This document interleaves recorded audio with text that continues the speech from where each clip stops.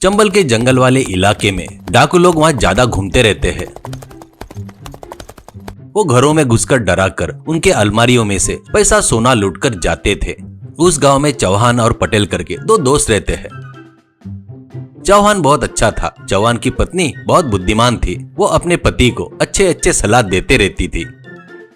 पटेल भी अच्छा था, पर उसकी पत्नी बहुत सर्किट झगड़ालू थी और पैसों की लालची भी थी। उसका मुंह लगना बोले तो पटेल डरता था। पटेल एक कपड़े की दुकान चलाता था। चौहान अपने घर के आगे ही चूल्हे पर मटन चावल बनाकर बेचता था, इसलिए गांव में उसको सब लोग चूल्हे वाला मटन चावल वाला करके बुलाते रहते थे। कभी कभी पटेल वहां आकर मटन चावल खाने के लिए आता, तो खाने के बाद पैसे देने जाता तो चौहान नहीं लेता था। तू मेरा बचपन का दोस्त है, तेरे से पैसे कैसे ले सकता हूँ, नहीं नहीं करके समझाता था। चौहान और उसके पत्नी को दक्षिण भारत के पुण्य क्षेत्रों के मंदिर में दर्शन करके आने की इच्छा थी। एक दिन पटेल चौहान के पास आकर मटन चावल खाते वक्त, चौहान दोस्त, मैं और मेरी पत्नी मिलकर दक्षिण भारत के मंदिरों में यात्रा पर जाने का सोच रहे हैं। ये तुझे पता है ना, घर में पैसा रखकर जाना बोले तो डाकुओं का डर है। घर में 5 लाख रुपए है, वो मैं आते तक अपने घर में रखेगा क्या, ऐसा कहता है। पटेल, मेरे पास तेरा धन रख सकता हूँ रे, पर वो डाकू मेरे घर में घुसे तो तब मेरे पैसों के साथ में तेरा पैसा भी जाएगा ना, इसलिए गाँव के बाहर के बड़ के पेड़ के नीचे पैसा गाड़ कर रखा। तू भी वैसा कर, वापिस आने के बाद ले सकता है। चौहान, अरे वाह, बढ़िया आइडिया है, पर दिन में वो काम किया तो कोई देख सकता है, इसलिए आधी रात को वो काम करूंगा। मुझे अंधेरे में अकेले जाना बोले तो डर लगता है। तू भी मेरे साथ में आएगा क्या, कहता है। पटेल ठीक है कहता है।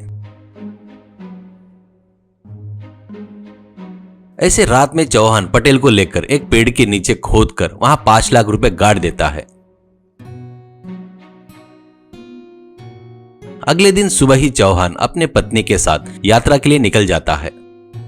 पटेल की पत्नी सुबह उठते ही, क्या रात में कहाँ जाकर आए तुम? कहाँ गए थे, ईमानदारी से बताओ, मेरे से कुछ छुपाए तो मेरे बारे में पता है ना, ऐसा कहती है। पटेल उससे डरकर जो हुआ सब बताता है। अरे वाह, कितना बढ़िया खबर सुनाए, तुरंत जाकर वो पैसे लेकर आओ, ऐसा कहती है। तो पटेल, अरे वो उसका पैसा है रे, वो अपन कैसे लेंगे, कल उसको पता चलेगा तो अच्छा नहीं होगा, ऐसा कहता है। पत्नी, क्या पता चलेगा, उसने जो किया उसका कोई साक्षी है क्या? तुमसे पूछे तो मुझे नहीं पता करके बोलो, करके धमकाती है। उसको क्या करना समझ में नहीं आने से पत्नी ने बताया वैसा ही जाकर खोदकर पैसा लाकर उसको देता है।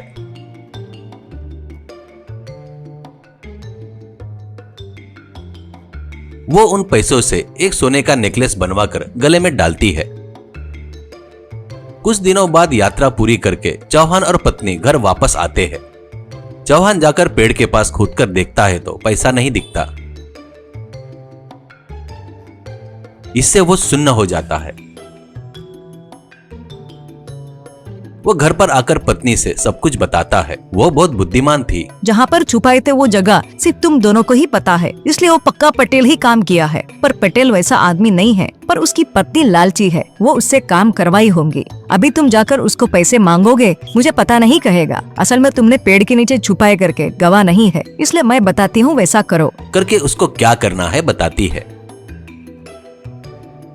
वो तुरंत पटेल के दुकान के पास जाता है। उसको देखकर पटेल घबरा जाता है और मन में, इसका चेहरा देखे तो इसके चेहरे पर घबराहट नहीं दिख रही है, क्यों, यानी अभी तक वो पेड़ के पास नहीं गया शायद, सोचकर, अरे हाँ हाँ दोस्त दोस्त आजा, कब आया यात्रा से, कैसी रही यात्रा, ऐसा कहता है। तो चौहान, तुम्हारी दया से सब बढ़िया रहा। हाँ, एक बात बताने के लिए आया हूँ दोस्त, अपने को और एक बार उस पेड़ के पास जाना पड़ेगा, क्योंकि कल ही मेरे मामा जी ने जगह खरीदने के लिए 10 लाख रुपए भेजे। ये 10 लाख रुपए भी वहाँ गाड़ दिए, तो इस बार मैं उत्तर भारत के मंदिरों में जाकर दर्शन करने का सोच रहा हूँ। कल रात में तुम्हारे घर पर आता हूँ, अपन दोनों मिलकर पेड़ के पास जाएंगे, ऐसा कहता है। वो सुनकर पटेल मन में, पेड़ के पास क्या करके सोचकर, अरे हाँ ठीक है, हाँ जाएंगे जाएंगे, ऐसा कहता है।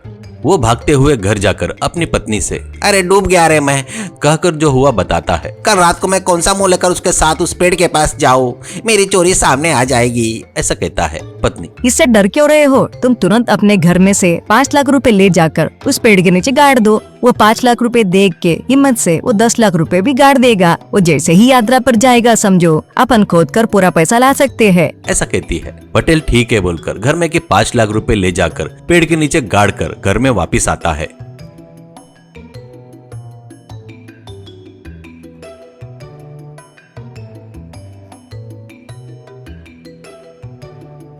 अगले दिन पटेल चौहान के लिए दिन भर राह देखता है पर वो नहीं आता।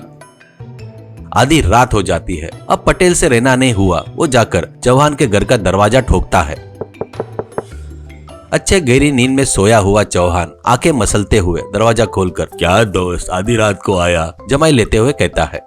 पटेल, क्यों क्या, आज रात को पेड़ के पास जाएंगे बोला था ना, ऐसा कहता है। चौहान, ओहो वो क्या, अरे भूल गया रे, तेरे को सुबह होने के बाद बताता सोचा, फिलहाल यात्रा कैंसिल कर दिया दोस्त, कुछ दिन रुक कर जाने की सोच रहा हूँ, इसलिए शाम को वैसे ही जाकर अपने गाड़ी से 5 लाख रुपए ला लिया, ऐसा कहता है। बस पटेल चक्कर आकर नीचे गिर जाता है।